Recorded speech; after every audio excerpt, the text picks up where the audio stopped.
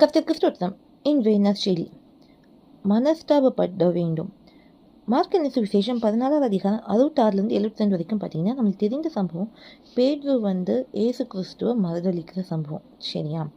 அதில் என்னன்னா, கடைசியாக 3வது தடவை சொல்லும்போது, நீங்கள் சொல்லுகிற மனுஷன் அறியேன் என்று சொல்லி சபிக்கும் சத்தியம் பண்ணணும்னு தொடங்கினான்ட்டு இருக்கு.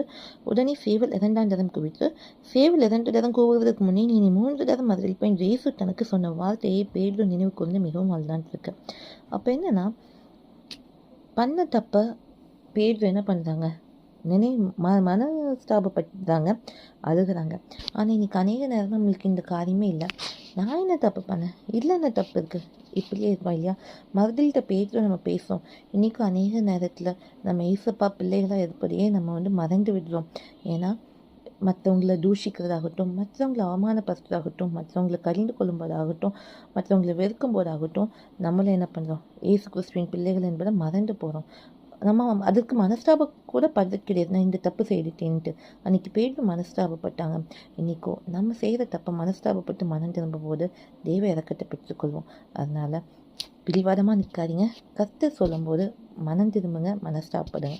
ஜெபம் இல்லாமல், உங்கள் அன்பன் பரலோக பிதாவின் அருமையான நாளுக்காக வெளிக்கணும் கேட்பா. அநேக நேரத்தில் அங்கே பிடிவாதமாக இருக்கும். நீ அப்படி இல்லாதபடிக்கு மனஸ்தாபப்பட்டு அப்பா மனம் திரும்பி வாழ உதவி செய்யுங்க. ஏசு நல்ல பிதாவே, ஆமீன். மனஸ்தாபப்படுறது மாத்திரம் இல்லை, மனம் திரும்பி வாழ்வது மிகவும் அவசியம். இது வேண்டிய செய்திகள் உண்டாகட்டும்.